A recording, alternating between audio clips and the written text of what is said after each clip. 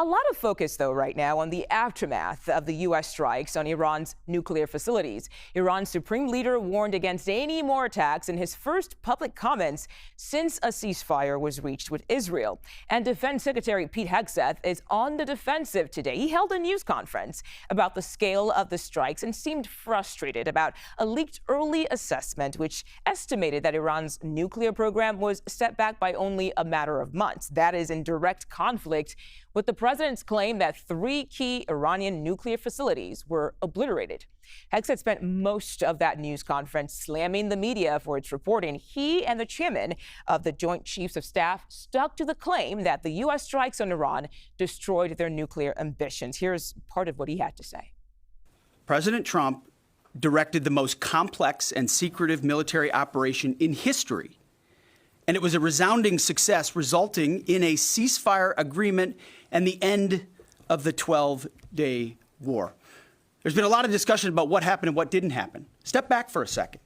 Because of decisive military action, President Trump created the conditions to end the war, decimating, choose your word, obliterating, destroying Iran's nuclear capabilities. When you leak a portion of an intelligence assessment, but just a little portion that makes it seem like maybe the strike wasn't effective, then you start a news cycle, whether it's the Washington Post or Fox News or CNN or MSNBC, you start a news cycle that starts to call into question the efficacy. No, that's why. So you bring the chairman here, who's not involved in politics. He doesn't do politics. That's my lane to understand and translate and talk about those types of things. So I can use the word obliterated. He could use defeat, destroyed, assess, all of those things. But ultimately, we're here to clarify what these weapons are capable of, which anyone with, two eyes, some ears, and a brain can recognize that kind of firepower with that specificity at that location and others is going to have a devastating effect.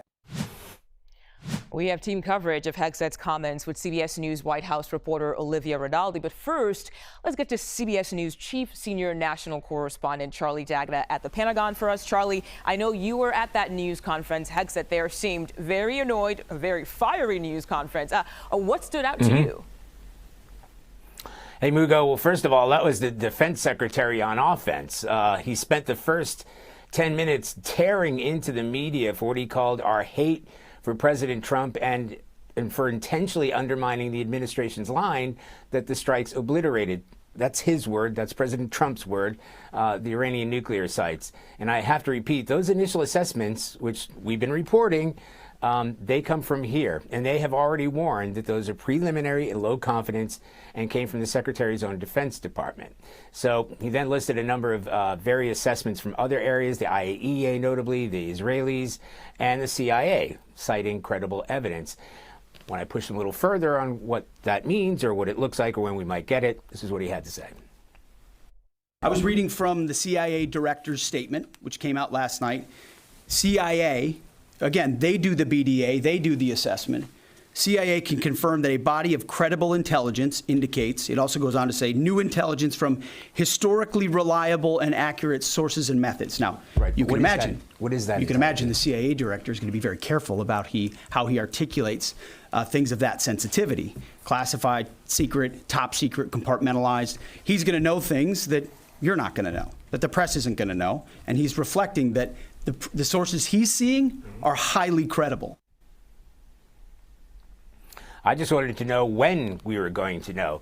But as he quoted, the CIA director, John Ratcliffe, said the strikes had severely damaged Iran's nuclear sites. The strikes had damaged the sites. And that initial report by the Defense Intelligence Agency was based on preliminary assessments and has since been outdated. I'll read that statement for you again. It reads in part, CIA can confirm that a body of credible evidence indicates Iran's nuclear program has been severely damaged by the recent targeted strikes. This includes new intelligence from a historically reliable, accurate source method, et cetera, et cetera, et cetera. The reason we repeat that is because that's as close as we have to a summation of the damage of what's gone on in Iran. It was also put to the secretary, and he didn't answer it, that why when the Joint Chiefs of Staff, General Kane, presented that initial report, which was on Sunday, which is the day after, he said it's going to take a few days. And that first report that we saw, that initial assessment, that came within about maybe 24 hours of then. And we have been reporting it, CNN, New York Times, etc.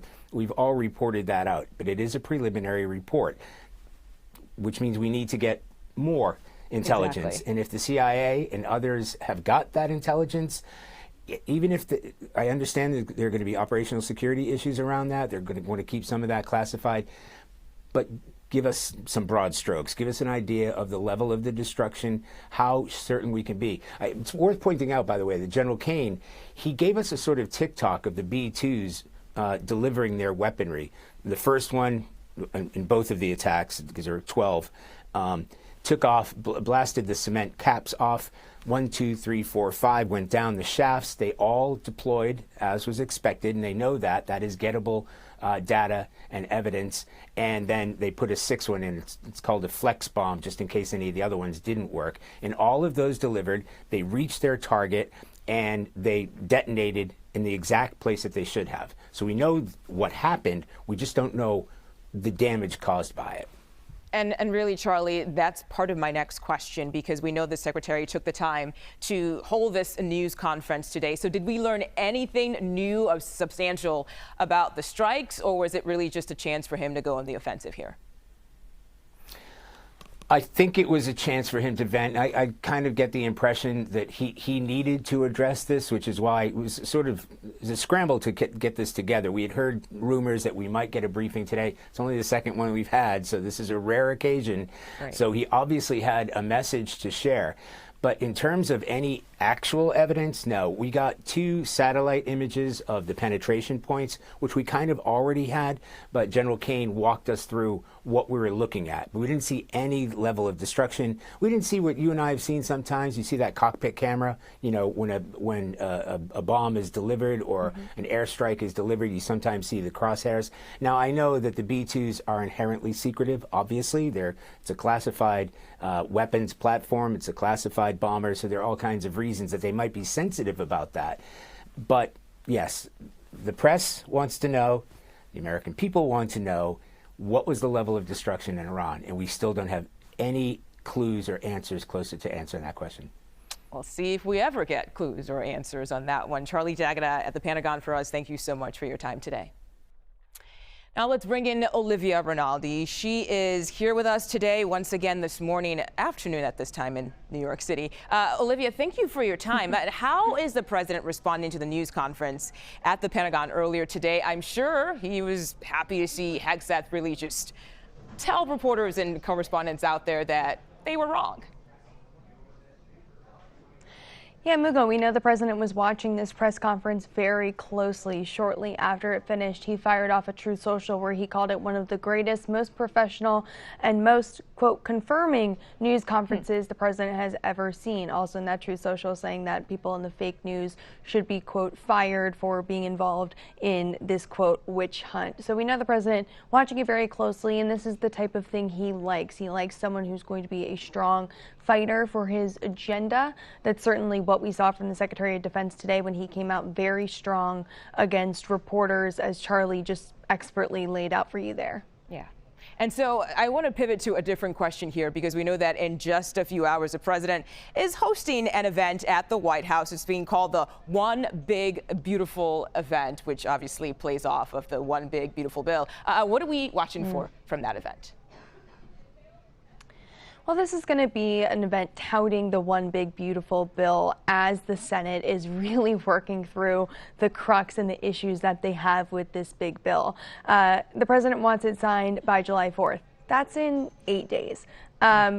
Washington, things can move fast. They don't move that fast. So this is kind of an event that's twofold, really. One, it's to celebrate what this bill is supposed to do, which the president says it's going to provide tax cuts for Americans, those no tax on tips, no tax on overtime, things that he campaigned on. So one, it's going to celebrate that. But two, it's going to apply pressure to those GOP holdouts. I'm looking at Senator Tom Tillis of North Carolina, Senator Josh Hawley of Missouri, several other Republican senators who are worried about Medicaid cuts, how this would impact rural hospitals. So the bottom line is this event that's going to happen today is really serving as kind of a twofold for this White House. One, look how great this big, beautiful bill is. And two, to our friends in Congress, you better get it signed soon, or get it passed soon, rather, so the president can sign it. So that's kind of where we're at today for this event that's going to happen at the White House later on. Yeah, certainly seems like the president has a clear message for that one. Olivia, Rinaldi in Washington, D.C. for us today. Thank you so much for your time.